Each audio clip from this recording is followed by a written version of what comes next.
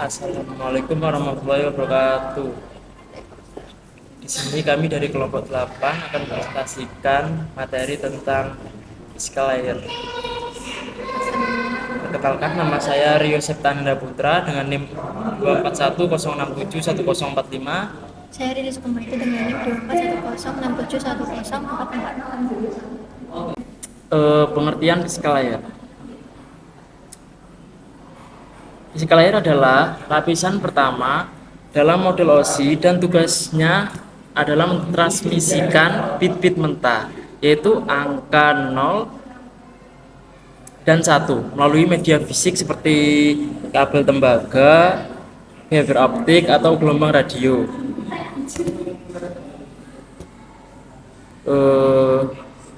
Gambar di samping ini menjelaskan ikon atau ilustrasi jaringan fisik atau dalam file berupa desain futuristik abstrak yang menggambarkan bahwa physical layer bekerja di dunia fisik, perangkat, kabel, sinyal listrik, atau cahaya. Karena physical layer mengirim bit secara fisik, tanpa lapisan ini seluruh komunikasi digital termasuk internet tidak akan berjalan.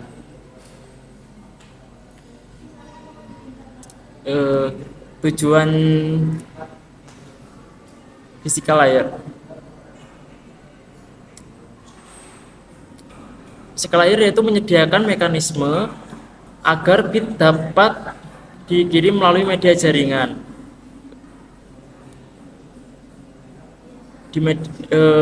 Physical layer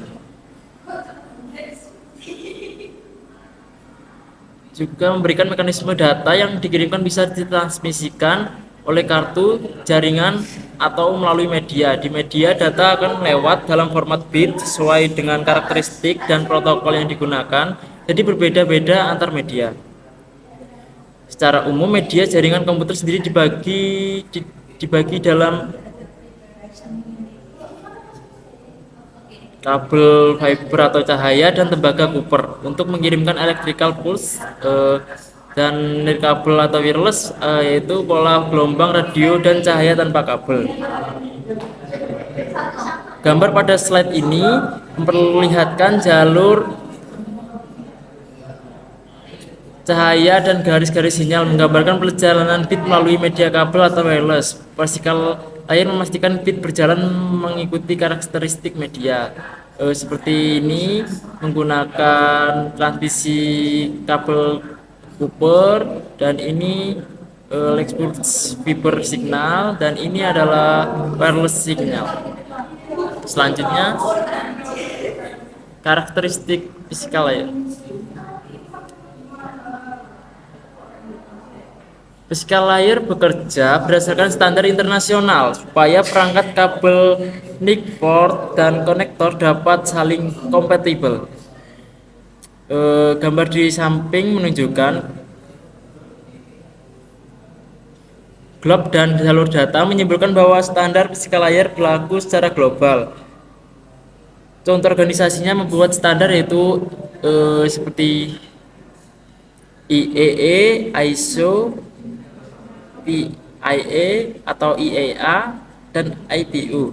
Standar ini memastikan perangkat dari berbagai vendor tetap bisa berkomunikasi. Dan ini contoh organisasi dan networking standar seperti di gambar ini. Standar organisasi ISO, networking standar ISO 887, dan ini sampai IEE. Selanjutnya, fungsi utama standar physical layer.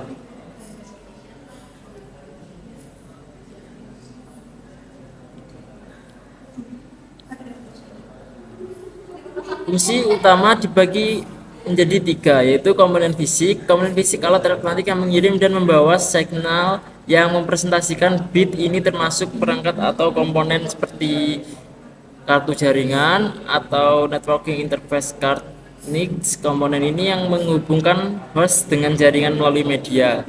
Dan kedua, interface atau portnya. Dan ketiga, perangkat keras atau PC, router, switch, dan lain-lain. Dan keempat, media atau kabel fiber optik dan lain-lain. Dan kelima, konektor lainnya yang mentransmisikan bit-bit pesan. Dan ini adalah gambar ilustrasi jaringan di samping. Ada gigabit Ethernet mix, dan ini ada interface fisik konektor dan kabel di bawah. Dan NIC sebagai penghubung komputer,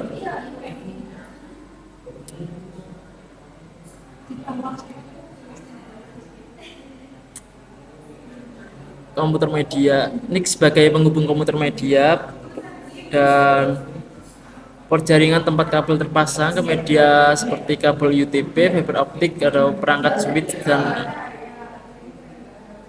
perangkat seperti switch dan router, dan selanjutnya konektor seperti RJ45. Semua komponen inilah yang membawa bit secara fisik. Selanjutnya encoding. Encoding adalah proses mengubah bit 0 dan 1 menjadi pola sinyal tertentu, seperti pada gambar diagram Manchester encoding menunjukkan bahwa bit 0 adalah transisi high ke low, dan bit 1 adalah transisi low ke high. Dengan pola ini, perangkat bisa mendeteksi awal dan akhir bit. Nah, ini gambarnya master encoding seperti ini. Dan selanjutnya nomor 3, signaling. Signaling adalah penentuan bentuk fisik sinyal. Jika encoding adalah pola, signaling adalah wujud sinyalnya. Misal, sinyal listrik di kabel tembaga, sinyal cahaya di fiber optik, sinyal radio di wireless. Gambarnya seperti di samping, terlihat bentuk gelombang yang menggambarkan sinyal fisik. Gelombang ini adalah bentuk nyata bit saat dikirim melalui kabel atau wireless. Baik, selanjutnya saya akan menjelaskan tentang bandwidth. Jadi, bandwidth juga merupakan hal yang sangat erat kaitannya dengan physical layer. Bandwidth adalah kapasitas suatu media dapat membawa data. Kalau bandwidth digital itu untuk mengukur jumlah data yang dapat mengalir dari satu tempat ke tempat lain dalam jumlah waktu tertentu, jumlah bit yang dapat dikirim dalam satu detik. Sifat media fisik, teknologi terkini, dan hukum fisika berperan dalam menentukan bandwidth yang tersedia. Ini adalah tabel satuannya. Sebenarnya ada banyak lagi, tapi yang saya tampilkan di sini ada BPS, kbps, mbps, gbps, dan tbps.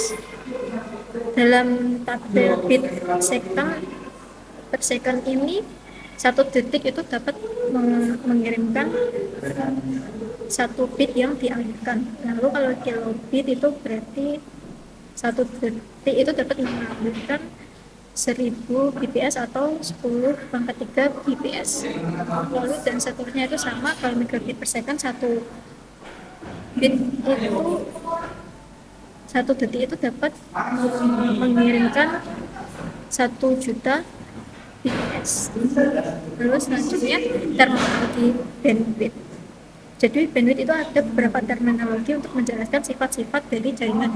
Yang pertama adalah latensi, jumlah waktu termasuk delays untuk perjalanan data dari satu titik ke titik lainnya.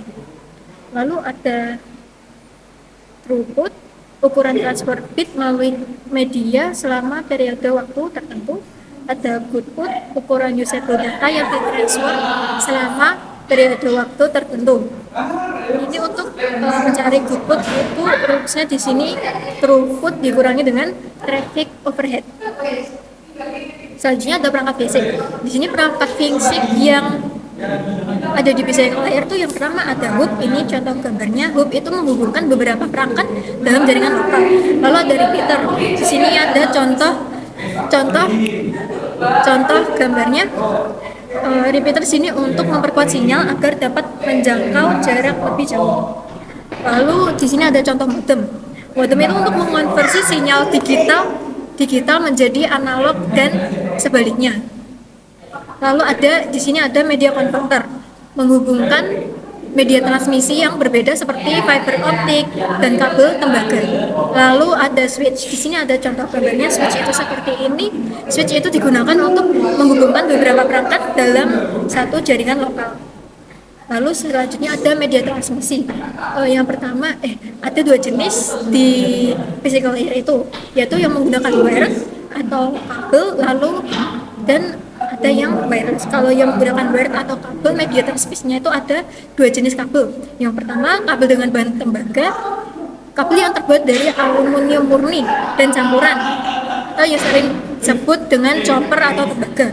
Chopper atau tembaga ini dibedakan lagi menjadi dua, yaitu yang pertama UTP unset twisted pair kabel dan shield twisted pair atau STP kabel dan kabel koaksial. Dan ini contohnya untuk UTP kabel itu jadi unsealed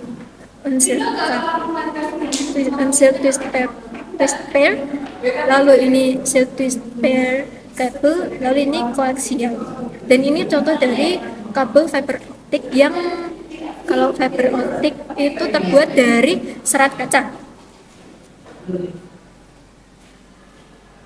Nah, sini saya akan jelaskan jenis-jenis dari kabel tembaga tadi. Ada UTP, STP, dan kabel koaksial. Yang pertama UTP. UTP itu adalah media jaringan yang paling umum.